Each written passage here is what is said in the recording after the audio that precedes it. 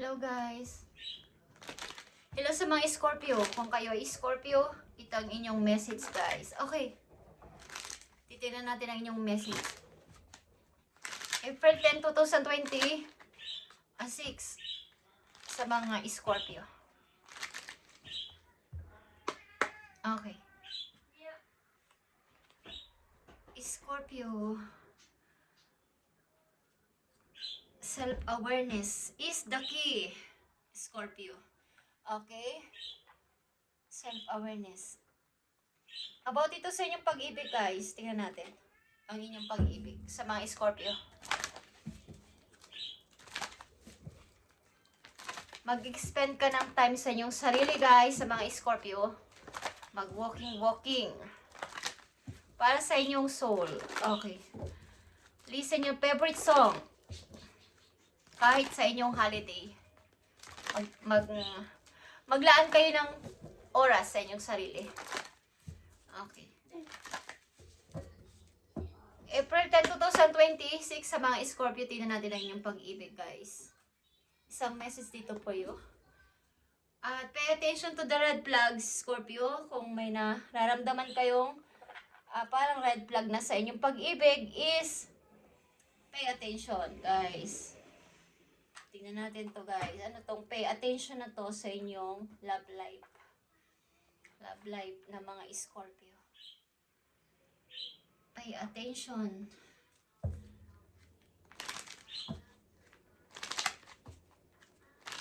Ang ilan sa inyo ay nagbabait-baitan ng inyong relasyon, guys. The signs are cautioning you. Tingnan natin. Ang message pa para sa inyo, sa inyong pag-ibig. Tingnan natin ang inyong pag-ibig guys sa mga Scorpio. Third party situation guys. May third party. Pay attention to the red flags, Scorpio. Other people may be interfering with this relationship and dimming its full potential. Potential. Ibig sabihin, maaaring may taong gumambala sa inyong relasyon ng iyong kakoneksyon sa ngayon guys. May third party. Hindi pa nangyayari ito pero may potential na magkaroon ng third party. Either ikaw or ang iyong karelasyon is may ka-third party. Okay? Or may tao mag-e-enter sa inyong buhay na dalawa. At kaya ito pag-ingatan ninyo ang inyong relasyon. So, andito ang chemistry, Scorpio. There's strong magnetic attraction here. So, kung kayo nasa connection ngayon, guys, kayo ay unexpected na nagkakilala sa hindi inaasahang pagkakataon, oras, or place, or situation. Okay? Parang nagkaroon kagad kayo ng na-attract kayo both, kayong dalawa, sa isa't isa. Pero may konti ditong pagdududa. Totoo ba to? Totoo ba tong pag-ibig na to? Totoo ba tong nararamdaman ko na to? Ano to? Magic ba to? Okay? So, ito ay parang bigla kayong nagkagusto o vice versa, guys. Ang bilis ng pangyayari. Okay? Sa inyong connection na dalawa. Parang magic. Itong inyong naging relasyon o ang inyong connection. Tingnan natin to guys. Take a leap of faith. Sa relasyon na to, guys, only when you're willing to step out of your comfort zone will you reap great rewards. Nasa sa inyo yan kung ano ang inyong sitwasyon at kung kaya naman nyo tong i-handle is why not, guys, Scorpio. Hindi naman ibang tao ang magdadala nito kundi kayong dalawa. So kung kaya nyong i-handle ang inyong relasyon, ano man ang kasapitan nito is nasa sa inyo tong dalawa ng iyong person. Kung sino ang connection mo ngayon. Parang ikaw umaasa o may konting parang pag umaasa na kayo pa rin hanggang sa huli. Okay guys? Pakiramdaman nyo ang inyong karelasyon o vice versa, guys. Maaring may mga tao na dadating sa buhay ninyong dalawa at manggugulo sa inyong relasyon. Kumbaga, Pwedeng may maakit, pwedeng may matukso. Okay, Scorpio. Tingnan natin ang inyong pag-ibig na kakoneksyon nyo sa ngayon, guys. Kakoneksyon ng mga Scorpio sa ngayon. Tingnan natin ang message sa inyo. So, ito ay 111. Okay. Ito ay 4 of Wands, guys. Is an important number for twin flames. It symbolizes the harmony and balance of soul counterpart. So, kayo talaga ay pinagtagpo at nagmamahalan. Kaya lang, may mga darating na pagsubok sa inyong relasyon. So, ito inyong paghandaan at inyong ingatan kung mahal nyo ang isa't isa. Is maaring may paparating na mga tukso at mga ibang tao sa inyong buhay na kailangan ninyong mapagdaanan. Okay? Parang pagsubok sa inyong relasyon ni Scorpio. At huwag kayong susuko kung mahal nyo ang isa't isa. Okay? Huwag nyo itong bibigyan ng parang susukuan. Magkaroon ng parang pananalig na kayo talaga. Ang pag-ibig ninyo ay biglaan, guys. Parang ang lakas kaagad ng dating. Okay? Ang lakas ng chemistry. Strong magnetic. Ito. Kahit na hindi kayo sigurado kung ito ay totoo bang pag-ibig, is parang talagang magic na nangyari na kayo ay nagkagustuhan o naggustuhan nyo agad ang tao na to. Okay. Scorpio, tingnan natin ang paparting na message sa inyong pag-ibig na dalawa ng yung person. Ito man ay good news or bad news. Tingnan natin. Pag-ibig ng mga Scorpio sa kanyang kakoneksyon sa ngayon, sa kasalukuyan. Hindi sa nakalipas. Okay. Scorpio, tingnan natin. I need 4 messages dito sa inyong koneksyon ng dalawa. So, andito ang The Empress, guys. Okay, ang tao na to ay tinuturing mong parang siya na yung pinaka-the best sa lahat mong nakilala. The Empress is Queen of the Queens, guys. Ang person na to, ang energy na to ay mapagmahal kahit ano, kahit saan, kahit kanino, wala siyang sinisino. At may pag-grow ito sa sarili, lalo na sa kaperahan. May freedom ito sa lahat ng bagay. Ang energy na to, guys, ano man ang inyong kasarian, Scorpio, is maaaring in love kayo sa isang taong may ganitong klaseng katangian. Guys, love ang nature, love ang mga bata, love ang hayop, maunawain, at nasa kanya na halos lahat. Parang ina-idolize, okay? O ina-idol ng marami na sana maging siya ko, okay? Nandito ang 10 of Cups. Masaya kayong kasama ang person na to, Scorpio. At ang ilan sa inyo ay gustong bumuo ng family with him or with her na magkasama sa isang bubong, okay? Masayang family. Okay, may mga bata, kung may mga anak kayo, kung wala naman is kayong dalawa. Okay, is gusto nyong bumuo ng isang masayang tahanan na magkasama sa bahay. Masaya ka sa piling ng person na to. At 10 of Sword and Reverse. Maaring yung mga pinagsisiya mo sa nakaraan is tuluyan na naglaho. Tuluyan ng nawala yung mga pain na naramdaman mo sa iyong nakaraan na mga taon na ang tagal mong naka-stuck sa mga bagay-bagay na hindi ka makalabas-labas. Sa past mo is wala na to lahat. Na putol or nawala na ng ibigin mo ang person na to. At Knight of Pentacles is here. Plano mong handugan ng plano mo mag-offer sa person na to ng kung anong bagay na pwedeng magpasaya sa kanya. At bagamat ito ay plano pa lang is meron. Okay? Or vice versa. Okay, Scorpio.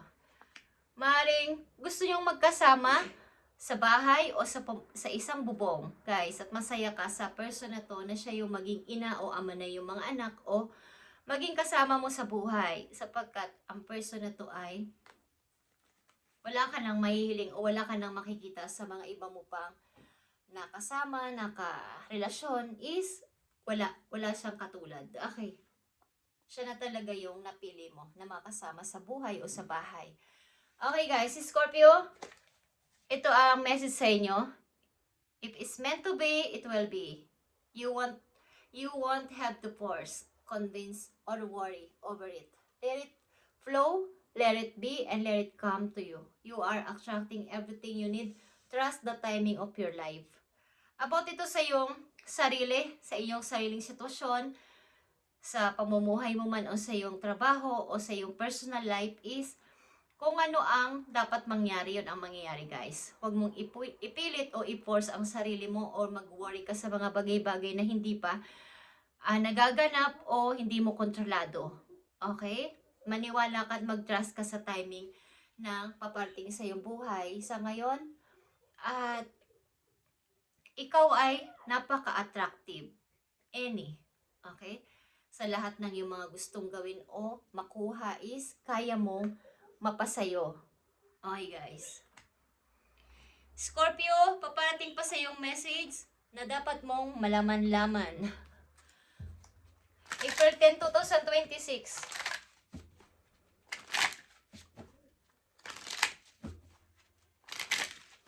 Kung kayo nasa relasyon na, guys, ay maging aware sa paligid sa mga taong lalapit sa inyo o lalapit sa inyong karelasyon o sa inyo mismo sapagkat mayroong mga pwedeng umenter sa inyo o mang-abala sa inyong relasyon na pagmumulan ng tukso o third party na sasabihin. Okay, pay attention to the red flags, guys.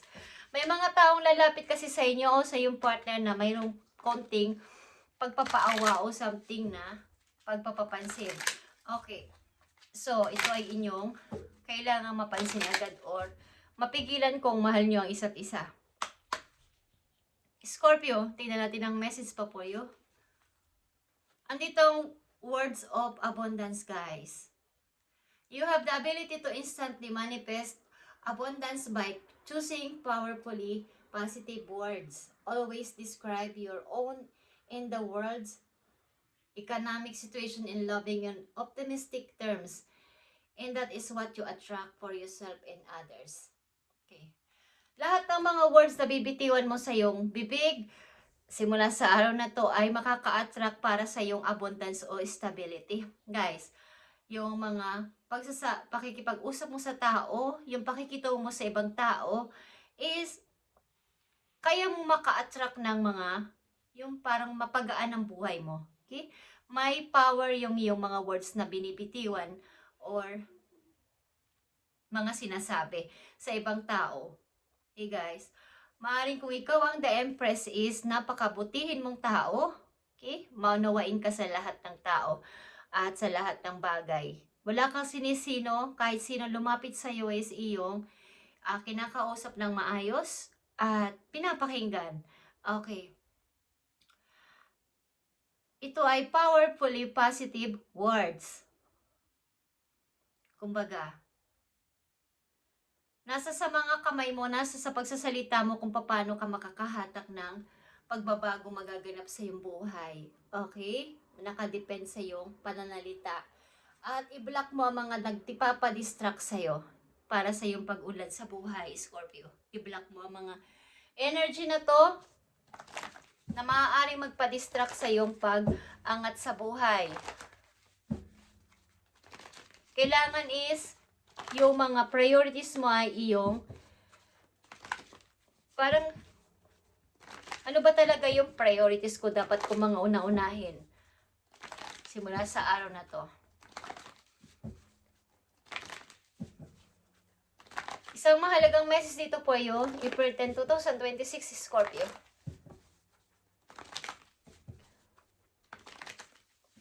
Maring may isang tao ditong ikaw ay pinapangarap na maging kasama sa buhay o maging ina o ama ng kanyang mga anak o kasama sa bahay o sa isang bubong kayo manirahan, guys. Magsama na masaya. Okay? At handugan ng parang plano ng person na to na kayo ay bigyan ng magandang buhay. Okay? May kinalaman to sa kabuhayan or sa mga pagbili ng kung ano-ano mga properties, guys. Or yung mga pagkakakitaan. Tingnan natin ang mahalagang message for you, Scorpio. So, andito yung stand your ground. Ano man ang mangyari, ano man ang mga sumubok sa'yo, pagsubok na dumating, o mga taong nananakit sa'yo, words sa pananalita man yun o literal is, ipaglaban mo ang iyong pananaw at huwag kang papatalo, okay? Sa mga Scorpio na nandito sa reading. Is, maaari may mga taong may ayaw sa'yo, may mga galit sa'yo, ayaw kang nasa giginhawa, ayaw kang aayos ang buhay. So, stand your ground, panindigan mo na ikaw yan at walang makakatalo sa'yo, sa iyong kakayanan. Okay? At ito ay number 7. Ito ay tagumpay sa buhay, guys. Ito ay victorious. Okay? Something na maraming may ayaw na nasan dyan ka. Kung anong posisyon mo ngayon sa buhay, kung ano yung kinalalagyan mo ngayon sa buhay, kung ikaw ang the empress, kinakainggitan ka ng mga taong yan na nasa ibaba mo. Okay? Scorpio, thank you and God bless. Ngayong April 10, 2026, ito ang inyong message, guys. Thank you and God bless.